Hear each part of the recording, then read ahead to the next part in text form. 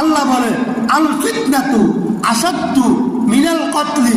যখন কাউকে দেখবা ইসলামকে বিকৃত করছে, যখন কাউকে দেখবা ইসলামের বিরুদ্ধে ষড়যন্ত্রে লিপ্ত হচ্ছে, যখন কাউকে দেখবে বিশুদ্ধবাদী ইসলামের পথে বাধা হয়ে দাঁড়াচ্ছে, তখন তোমরা প্রয়োজনে যারা ষড়যন্ত্রে লিপ্ত, যারা বিশৃঙ্খলা করছে, ইসলামের বিশুদ্ধতার পথে বাধা হয়ে দাঁড়াচ্ছে, তাদেরকে প্রয়োজনে তোমরা হত্যা করো, তবুও ইসলাম বিকৃতি হতে দিও না।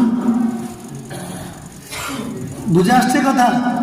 আল্লাহর কাছে একজন মানুষের জীবনের চেয়েও ইসলাম বিশুদ্ধ থাকুক এটা দাবি। আল্লাহর কাছে কোনটা দাবি? একজন মানুষের জীবনের চেয়েও কোনটার দাম বেশি? ইসলাম বিশুদ্ধ থাকুক। মাওলানা সাদ কান্দলবি হাদাহুল্লাহ, আল্লাহ তাকে হেদায়েত দেখ। সে হচ্ছে সাদ গ্রুপের লিডার।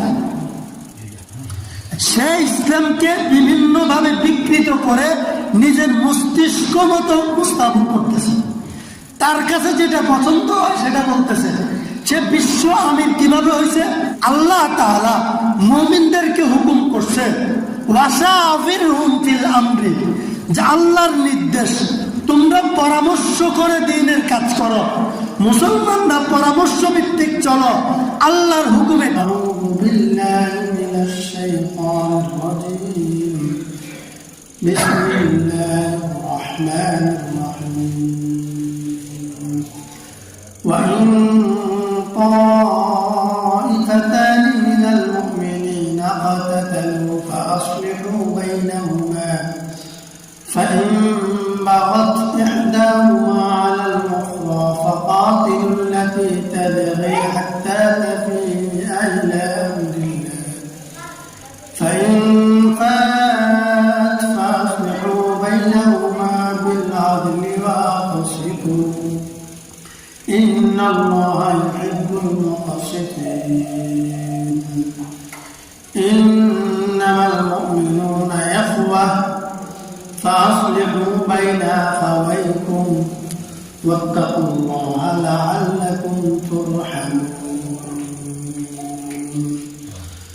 قال النبي صلى الله عليه وسلم سباب المسلم فسوق وقتاله كفر أو كما قال النبي عليه الصلاة والسلام.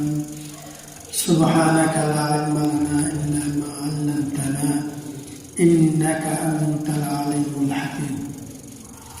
رب زدني علما رب اشرح لي صدري ويسر لي أمري واحلل عقدة من لساني يفقهوا قولي رب يسر ولا تعسر وتمم علينا بالخير. আল্লাহ পাকের দরবারে লাখ কোটি শুকরিয়া। আল্লাহ তাআলা আমাদেরকে মেহেরবানি করে আল্লাহ তাআলার ঘরে আসার বসা করার সুন্নাহের আলোকে কিছু কথা বলার এবং শোনার সুযোগ করে দিয়েছেন। এই জন্য সকালে পড়ি আলহামদুলিল্লাহ। পৃথিবীর প্রতিটা মুমিন মুসলমান পরস্পর ভাই, এটা আল্লাহ তাআলার বিধান।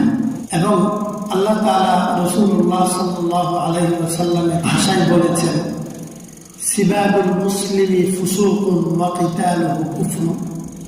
কোন মুসলমান অন্য মুসলমানকে যদি গালি দেয়, একজন মুসলমান আরেকজন মুসলমানকে গালি দিলে ওই মুসলমান হবে ফাসিক, কবিরা গুনাহগার, ফাসিক।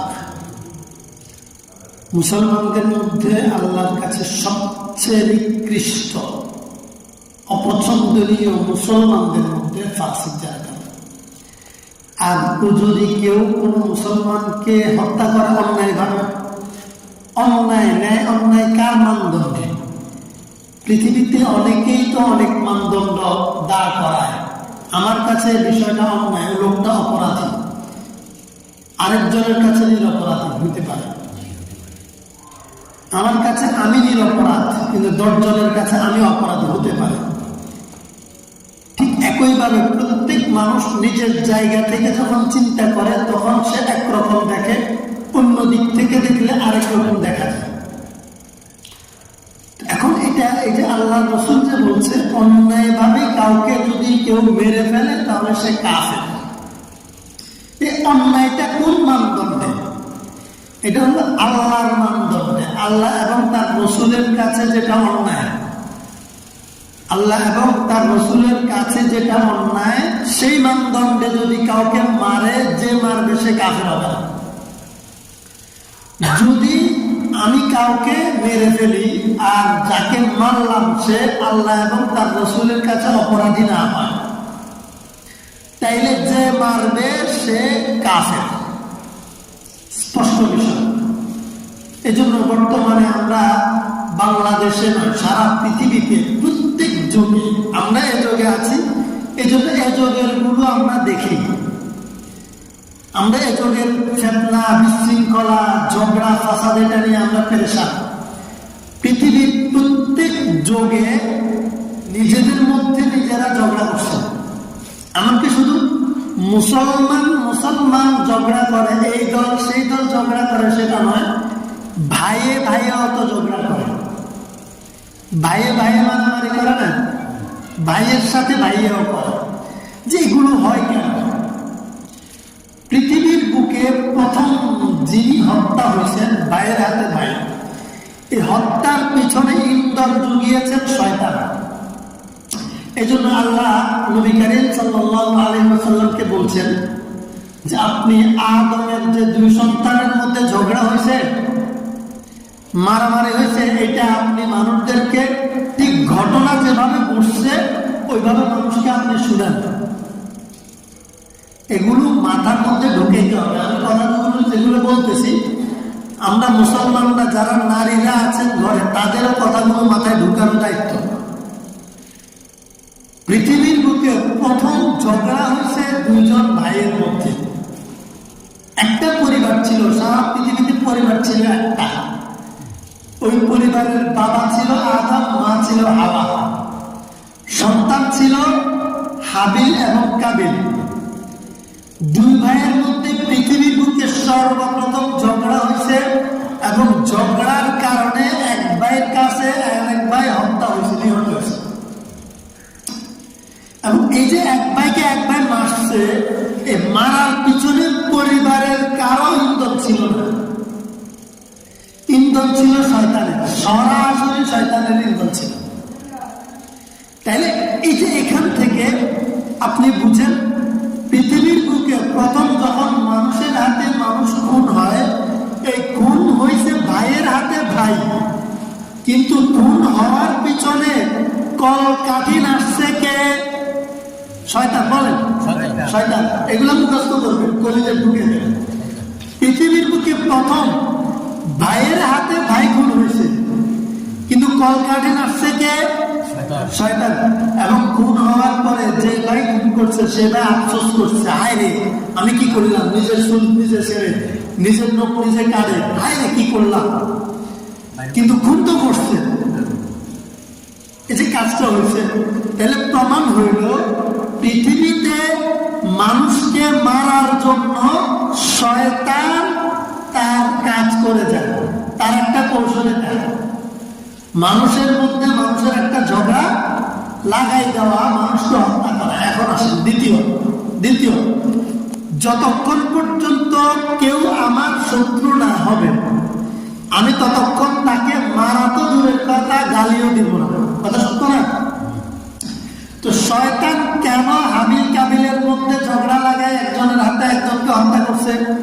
কারণ হাবিল কাবিল হচ্ছে আদম সন্তান, আর শয়তান আদমের প্রকাশ্য দুশমন, প্রতিদ্বন্দ্বী। আদমের প্রতিদ্বন্দ্বী শয়তান। প্রতিদ্বন্দ্বিতা করতে গিয়ে সে সিদ্ধান্ত নিয়েছে আদম সন্তানকে কিয়ামত পর্যন্ত, কোনদিন পর্যন্ত? কিয়ামত পর্যন্ত যারা আদমের আদর্শ লালন করবে, আদমের পথে চলবে, তাদের পেছনে আমার প্রথম মিশন হবে তাদেরকে আমি বেঈমান বানাই জাহান্নামে দেব। মানে আদম যেই চরিত্র গ্রহণ করেছে, যেই দিন নিয়ে পৃথিবীতে আসছে, ওই দিনের উপর চলতে আমি আদম সন্তানকে দেব না। বুঝতে পারছেন? এগুলো ঠান্ডা মাথায় বুঝেন। সুরের ওয়াজের কোনো কাম নেই, এগুলো আমাদেরকে ধ্বংস করছে। এই সুরের ওয়াজ আমাদেরকে মাতাল করছে, মাতাল, যার জন্য এখন আমাদের মধ্যে মারামারি, হানাহানি, এত বেশি লাগছে যে আমরা মোহিত হয়ে গেছি, আসার জায়গায় নেই। এই জন্য একজন একজন করে বুঝেন, এগুলা বুঝান, দাওয়াত হিসেবে এগুলা নিবেন। হযরত আদম আলাইহিস সালাম শয়তানের সরাসরি প্রতিদ্বন্দ্বী, একদল শয়তান আর একদল আদম। আল্লাহ বলে দিয়েছেন ইন্নাশ শাইতানা লাকুম আদুউম মুবিন, শয়তান তোমাদের প্রকাশ্য শত্রু, সরাসরি ঘোষণা করা শত্রু। কেউ যদি কখনো শয়তানকে মনে করে যে না সে তো আমার উপকার করছে, শুভাকাঙ্ক্ষী, সে আল্লাহকে অস্বীকার করবে। এই মনে করাটা কি? আল্লাহর এই কথাকে অস্বীকার করা, অবজ্ঞা করা, অমান্য করা। আর আল্লাহর কথাকে অমান্য করলে আদমের সন্তান হওয়া যাবে? আদমের অনুসারী হওয়া যাবে? যাবে না। তো তাহলে প্রথম কি পেলাম? পৃথিবীর বুকে শয়তান শত্রু হিসাবে আমাদের বিরুদ্ধে জীবনের পথ চলাচল করছে, এবং তার শত্রুতার প্রথম ধাপ ছিল কি? দুই ভাইয়ের মধ্যে ঝগড়া লাগায়, নিজে খুন করে না, শয়তান নিজে ছুরি নিয়ে তাদেরকে হত্যা করতে পারত। তাহলে কি লাগতো? তার এটা লাভ নেই। তার লাভ হচ্ছে যে বাইরে বাইরে ঝগড়া লাগাই দিবে, হ্যাঁ এইটা সে লাগাই দিবে, সে আড়ালে থাকবে। শয়তান হাবিল কাবিলের মধ্যে ঝগড়া লাগাইছে। আর আল্লাহ তাআলা আমাদের নবীকে বলছে এই যে ঘটনা, এটা তুমি পৃথিবীর মানুষকে সুন্দর করে যেভাবে করছে ওইভাবে শুনে দাও। আমরা কোরবানির সময় বিস্তারিত আলোচনা করছি, আপনারা জানেন। এই যে শত্রুতার ধারাবাহিকতায় শয়তান প্রথমে এক দলকে কি করে? শয়তানের পক্ষে বানায়। কাবিলকে শয়তানের পক্ষে বানাইছে না, শয়তান যেটা তারে শিখাইছে সেটা সে গ্রহণ করছে। আদম বলছে আল্লাহর বিধান কালোটারে বিয়ে করো। শয়তান বলে সুন্দরটা তোমার বাগে, কেন কালোটার কাছে যাবে? তাহলে সে কার কথা মানছে? শয়তানের কথা, মানে এক পাঠ হয়ে গেল। এভাবে আস্তে আস্তে পৃথিবীতে ইহুদি হয়েছে, খ্রিস্টান হয়েছে, হিন্দু হয়েছে, নাস্তিক হয়েছে। এরা সবাই কার কথায় নাস্তিক, ইহুদি, খ্রিস্টান হয়েছে বলেন তো? শয়তানের কথায়, শয়তানের কথায়। আবার বলেন, পৃথিবীতে যে ইহুদি একদল, খ্রিস্টান একদল, হিন্দু মুশরিক একদল, নাস্তিক একদল, এই সব দলগুলো কার কথায় হয়েছে? শয়তানের কথায়। এই দলগুলো সব মুসলমানদের থেকে বের হয়ে তারা এক একটা দল হয়েছে। এই সবগুলো দলের মোট নাটের গুরুকে শয়তান, বুঝেন? শয়তান। সুতরাং যারা ইহুদি হয়ে গেছে ওরা শয়তানের সৈনিক হয়ে গেছে। খ্রিস্টান, হিন্দু, মুশরিক, নাস্তিক এরা সবাই শয়তানের দল হয়ে গেছে। আল্লাহ তাআলা এই জন্য আমাদেরকে বলছেন লা তাত্তাখিযুল ইয়াহুদা ওয়ান নাসারা আউলিয়া, তোমরা কখনো ইহুদি খ্রিস্টানদেরকে তোমাদের বন্ধু বানাইও না। তোমরা তোমাদের দ্বীনের কাজের পথে মুশরিকদেরকে তোমাদের শুভাকাঙ্ক্ষী পাবে না। তোমরা যখন ইসলাম নিয়ে কাজ করবে, মুশরিক যারা তারা অপছন্দ করবে, চাইবে না তোমরা সফল হও।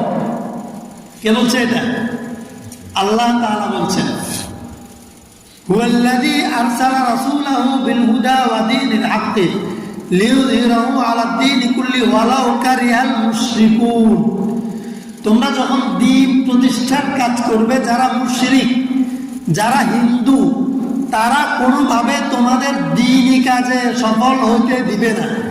তাইলে আমরা শয়তানকে আমাদের 1 নাম্বার শত্রু পাইলাম, কিন্তু তারে আমরা দেখি না। তার সৈনিকরে পাইলাম, যারা চমুন্ডা পাইলাম, যাদেরকে আমরা দেখি। তারা কারা? আল্লাহ বলছেন, আমি আর আপনি বলেন, হুজুররা বলেন, কে বলছে? আল্লাহ বলছে। ইহুদিরা মুসলমানদের কি শত্রু, খ্রিস্টান মুসলমানদের শত্রু, হিন্দু মুশরিকেরা মুসলমানদের শত্রু, নাস্তিকেরা মুসলমানদের শত্রু। কথাগুলো আল্লাহ বলছেন, এবং বলছেন ইসলামের কোনো কাজ মুসলমানদেরকে কোনোভাবে তারা সফল হইতে দিবে না। তারা এখানে কিভাবে ব্যর্থ করবে? মুসলমানে তাদের প্রথম কৌশল মনে আছে, তারা মুসলমানে ঝগড়া লাগাই দিবে, মুসলমানের হাতে মুসলমানদেরকে জবাই করবে, এবং একদল মুসলমান তাদের হাতের পুতুল হয়ে আরেকজন মুসলমানকে জবাই করবে। কাবিল শয়তানের হাতের পুতুল হয়ে হাবিলরে জবাই করছে, তাই না?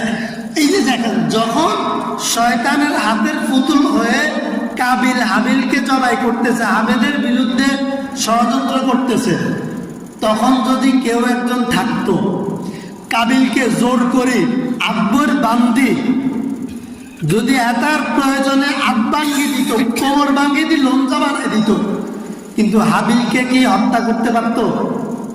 হ্যাঁ, পারতো না। তাহলে কি হইতো? একজন মানুষ মারা যায় নাই, একজনের কোমর ভেঙে দিল, হাত পা ভেঙে দিল, এর বিনিময়ে আরেকজনের জীবনটা রক্ষা হলো। আচ্ছা বলেন, একজনের জীবন বাঁচানো এটা বেশি উত্তম, নাকি একজনের কোমর ভেঙে দিয়ে দোনোজনের জীবন বাঁচি থাকে এটা ভালো? এটাই ভালো। এখন আল্লাহ কি বলে দেখেন কি বলে। আল্লাহ বলে ওয়াইন তাইফাতান মিনাল মুমিনিনা কাতাতালু, সূরা হুজুরাতের 9 নম্বর আয়াত। আল্লাহ বলে যদি কোন মুমিনের কোন মুমিন মুসলমানদের দুইটা দল যদি নিজেরা কিলাকিলিতে লাগি যায়, ঝগড়ায় লাগে, বেজাল করে। 2 দিন আগে ইজতেমার মাঠে 2 দল বেজাল লাগছে নি, 5 জনকে হত্যা করছে নি, 18 সালে হত্যা করছে নি। এর মধ্যে দফায় দফায় তাবলীগের এই দল ওই দল মারামারিতে লিপ্ত হয়েছে নি। রাজনৈতিক দল এই দল ওই দল, মুসলমান দোনো দলে কারা? মুসলমান। মারামারিতে লিপ্ত হয়ে এক দল আরেক দলকে হত্যা করছে কিনা? হয়েছে কিনা? আল্লাহ বলে কি দেখেন, যখন মুসলমানদের 2 দল ঝগড়ায় লিপ্ত হবে, ফাসলিহু বাইনাহুমা, তোমরা দোনো দলকে, তোমরা তৃতীয় দল, তৃতীয় আরেক দল আছে না, তৃতীয় আরেক দল কারা? যারা ফেসবুকে লাইভ করে আর কি করে, সেলফি তোলে, ভিডিও করে, হ্যাঁ, ছবি তুলি ফেসবুকে ছাড়ে, কিলাকিলি কে মারিয়া লাই, ধরে না, বেশি তালে আছে। তৃতীয় পক্ষরে আল্লাহ বলছে ফাসলিহু বাইনাহুমা, তোমরা দোনো দলরে দড়ি সমাধা করো, বেজাল ভাঙ্গ। কি বেজাল ভাঙ্গ? কি কইছে? আচ্ছা, বেজাল ভাঙ্গা কি ভদ্র কাম? আঙ্গ সমাজে ভালো মানুষের কিলাকিলি ভাঙতে যায় নাকি খারাপ মানুষগুলো ভাঙতে যায়? ভালো মানুষ মসজিদে আইয়ে, খারাপ মানুষ কিলাকিলি ভাঙ্গে নাকি? বেজাল ভাঙ্গে কে? খারাপ গুণ। সালিশ করে কে? খারাপ গুণ। মনে কষ্ট নিল আমি চিনি, আমি এই সমাজের মানুষ, আসমাত না আমি আইন। ভদ্র মানুষগুলা মারতেও না, এই ভদ্র মানুষগুলো আল্লাহ কর, এগুলো অপরাধী।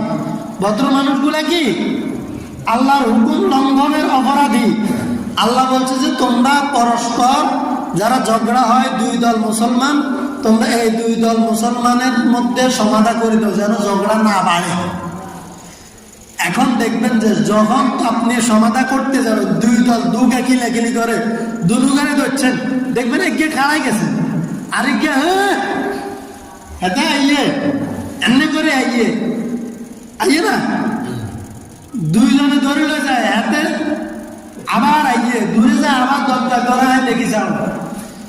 2 দলের মধ্যে এক দল এটা থাক, মানে এক দলের উপর 2 গাছে ঝগড়া লাগে, তখন দেখবেন একের উপর শয়তান একবারে পরিপূর্ণভাবে সওয়ার হয়েছে।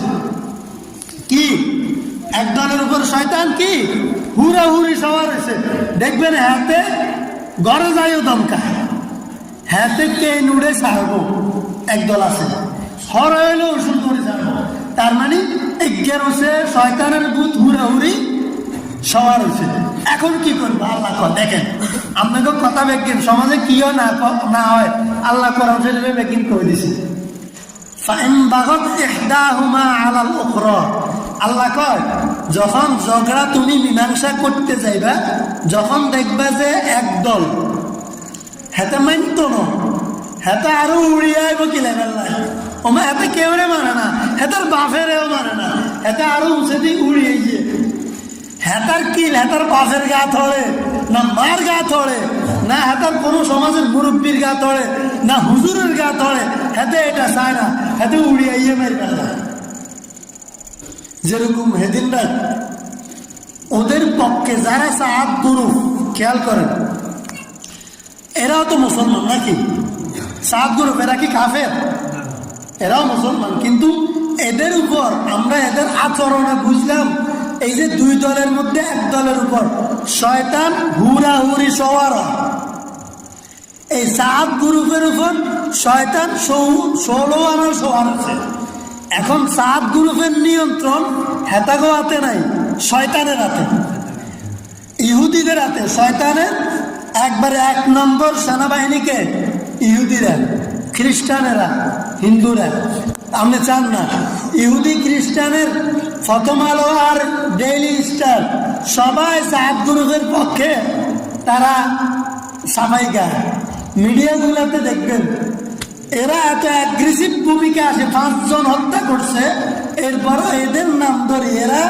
এই অপরাধ করছে এটা বলে না কয় সাত গ্রুপ আর জোবাইর গ্রুপ এরা এখানে জোবাইর গ্রুপ বলতে কিছু না এরা জোবাইর গ্রুপ বানাই দিছে তার মানে ওদের অপরাধ ওরা লুকাইতে পারতেছে না এত মারাত্মক অপরাধ ওই গ্রুপে তো এদের অপরাধকে হালকা করার জন্য এখানেও কিছু এক ডোজ করে দিছে সরাসরি ইহুদিরা ডিল করতেছে ওদের পক্ষে পরামর্শ করছে কিন্তু এরা সালিশও মানে না কি সালিশদারকে আড়ে দিছে আপনারা সালিশ করেন মানে আমরা জোর করুন 20 তারিখের তো না 25 তারিখ আপনারা আন্দোলনের জোরের ব্যবস্থা করেন আর আমরা এগুলো পিডি মাঠের তো বাইর করি এগুলো আমরা মারি যেন আর ইস্তেমার মাঠে আমরা ছাড়া কেউ আইতো না বুঝলেন না যখন ইস্তেমার মাঠে গেলে মারিয়ালায় 2-3টা মারিয়া লাগবো এটা যদি শুনেন আমাদের মতন মুরব্বীরা আঙ্গ মতন ডরের লাগুন আর ইস্তেমার যাবো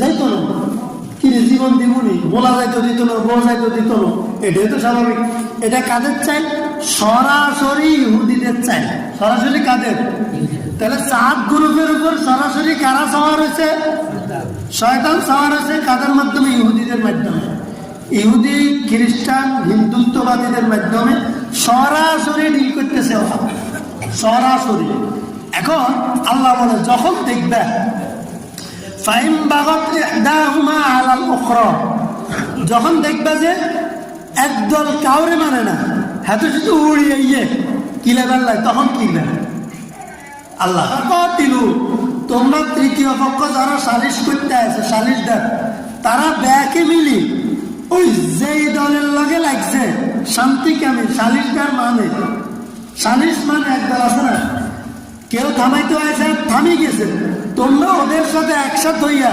ফাকাতিলু ওই উচ্ছৃঙ্খলদের বিরুদ্ধে যুদ্ধ ঘোষণা করো কে কইছে কথা আল্লাহ কইছে কে কইছে তার মানে ফাকাতিলু আল্লাযীনা তাবগু হাত্তা তাফিআ ইলা আমরিল্লাহ যারা আল্লাহর হুকুম মানে নাই উড়িয়াইতে মারবেল্লাই যারা বারবার গায়ে উপরে ঝগড়া করতে চায় তাদের বিরুদ্ধে অন্য মুমিনের দায়িত্ব যত শক্তি প্রয়োগ করা যায় এদের উপর শক্তি প্রয়োগ করে হাত পায়ে শিকল লাগাই যুদ্ধ ঘোষণা করে প্রয়োজনে তাদের হাত পা ভেঙে কোমর ভেঙে 2-1টারে হত্যা করে এই ফিতনা বন্ধ করা কেন এখন দুগারে মারলে 200 গার জীবন বাঁচে যাবে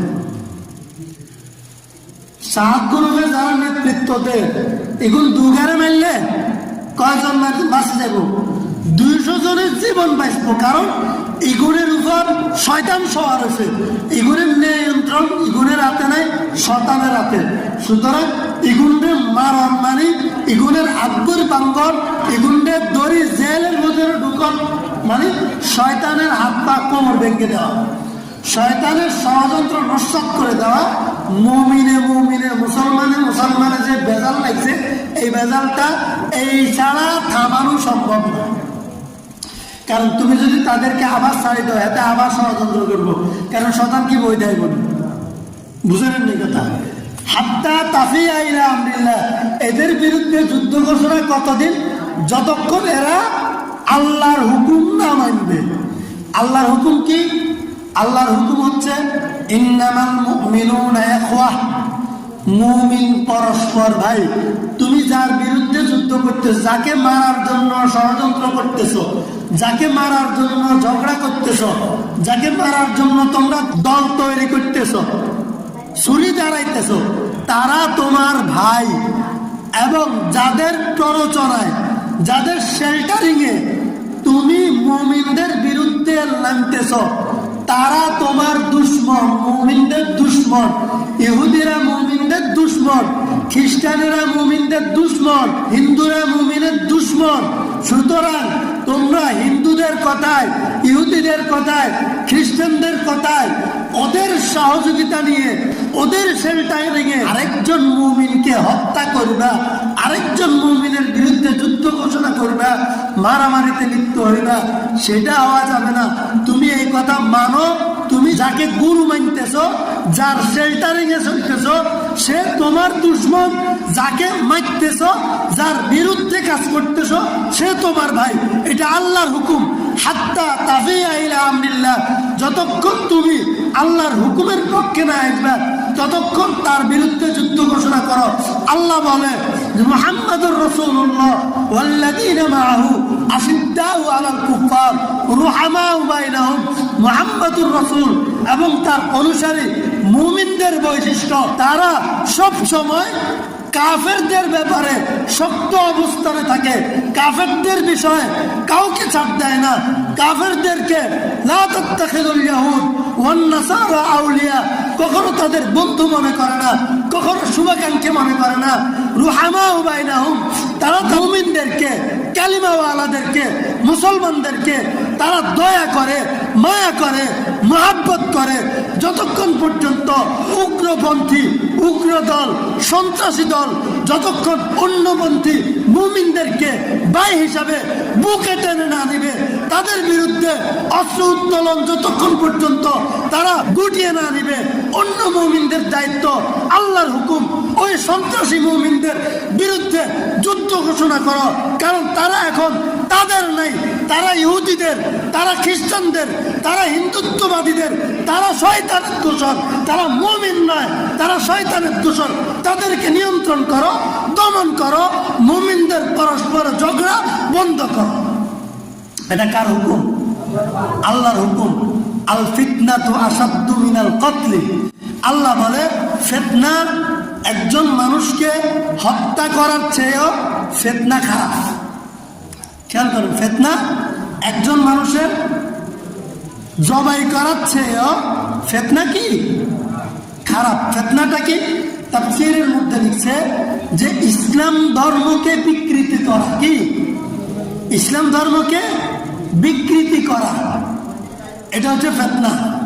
ইসলামকে সঠিকভাবে সমাজে উপস্থাপন করতে বাধা দেয়া, ইসলামের বিরুদ্ধে ষড়যন্ত্র করা, এটা ফিতনা। আল্লাহ বলে আল ফিতনাতু আসাদ্দু মিনাল কতলি, যখন কাউকে দেখবা ইসলামকে বিকৃত করছে, যখন কাউকে দেখবা ইসলামের বিরুদ্ধে ষড়যন্ত্রে লিপ্ত হচ্ছে, যখন কাউকে দেখবে বিশুদ্ধবাদী ইসলামের পথে বাধা হয়ে দাঁড়াচ্ছে, তখন তোমরা প্রয়োজনে যারা ষড়যন্ত্রে লিপ্ত, যারা বিশৃঙ্খলা করছে, ইসলামের বিশুদ্ধতার পথে বাধা হয়ে দাঁড়াচ্ছে, তাদেরকে প্রয়োজনে তোমরা হত্যা করো, তবুও ইসলাম বিকৃতি হতে দিও না। বুঝে আসছে কথা? আল্লাহর কাছে একজন মানুষের জীবনের চেয়েও ইসলাম বিশুদ্ধ থাকুক, এটা দামি। আল্লাহর কাছে কোনটা দামি? একজন মানুষের জীবনের চেয়েও কোনটার দাম বেশি? ইসলাম বিশুদ্ধ থাকুক। মাওলানা সাদ কান্দুলবি হাদাহুল্লাহ, আল্লাহ তাকে হেদায়েত দেখ, সে হচ্ছে সাদ গ্রুপের লিডার। সে ইসলামকে বিভিন্নভাবে বিকৃত করে নিজের মস্তিষ্ক মতো উপস্থাপন করতেছে, তার কাছে যেটা পছন্দ হয় সেটা বলতেছে। সে বিশ্ব আমির কিভাবে হয়েছে? সারা পৃথিবীতে আল্লাহ তাআলা মুমিনদেরকে হুকুম করছে ওয়াশাবিরহুম ফিল আমরি, যে আল্লাহর নির্দেশ তোমরা পরামর্শ করে দ্বীনের কাজ করো। মুসলমানরা পরামর্শ ভিত্তিক চলো, আল্লাহর হুকুম এটা। দাওয়াত ও তাবলীগ সারা পৃথিবীর 10 জন মুরব্বীর পরামর্শের ভিত্তিতে দাওয়াত ও তাবলীগ পরিচালিত হয়। একজন বয়স্ক হওয়ার পরে মারা গেছে, আরেকজন মারা গেছে, এভাবে মারা যায়। আর একজনকে যখন সুরের সদস্য বানাইতে চায় মাওলানা সাহেব, সে নিজেও 10 জনের একজন হইয়া সে বিভিন্নভাবে ষড়যন্ত্র করে মজলিসে সুরের আরেকজন লোক নিতে দেয় না। এইভাবে করতে করতে তার ষড়যন্ত্র, সরল প্রাণ যারা মুসলমান, সরল প্রাণ মুরব্বীরা তার ষড়যন্ত্র বুঝতে পারে নাই, বলে যে চলতেছে তো অসুবিধা কি, আমরাও তো আছি মুরব্বী, এই ষড়যন্ত্রে লিপ্ত। তারা ষড়যন্ত্রে বুঝতে পারে নাই, এভাবে সবাই মারা গেছে, অধিকাংশ মারা গেছে। এখন সে সুযোগ পাইয়া নিজেকে বিশ্ব আমির ঘোষণা করে দিছে। মুসলমানরা কখনো নিজেরা নিজে আমির ঘোষণা করে না। মুসলমানদের আমির তিনি হবে যাকে উলামায়ে কেরাম আমির ঘোষণা করবে। কাকে? হযরত ইমাম মাহদীকে খলিফা ঘোষণা করবে মুসলমানদের উলামায়ে কেরাম। মুজাহিদিনের জামাত একসাথ হয়ে ওনার কাছে যাবে, উনি দায়িত্বের ভয়ে মদিনা থেকে মক্কায় চলে যাবে। তাওয়াপ্রত অবস্থায় ইমাম মাহদীকে মুজাহিদরা ধরবে, উলামায়ে কেরাম ধরবে, বলবে আপনি বসেন, আমাদের আমির হন, আপনাকে উপর আমরা বায়াত গ্রহণ করব, আজকে থেকে আপনি আমাদের আমির। তারা সবাই বলবে আপনি আমাদের আমির, আর উনি বলবে যে এত বড় দায়িত্ব আমি নিতে পারবো না, আমি কিভাবে দায়িত্ব পালন করব। ভুল হইলে সকল মুসলমানদের গুনাহের ভার আমি নিতে হবে। এটা হচ্ছে ইসলামের বিধান, ইসলামের সৌন্দর্য। সাদ সাহেব বলে আমি বিশ্ব আমির, তার অনুসারীরা বলে যারা সাদ সাহেবকে আমির মানবে না তাদেরকে হত্যা করা ওয়াজিব, এটা বলে ওরা।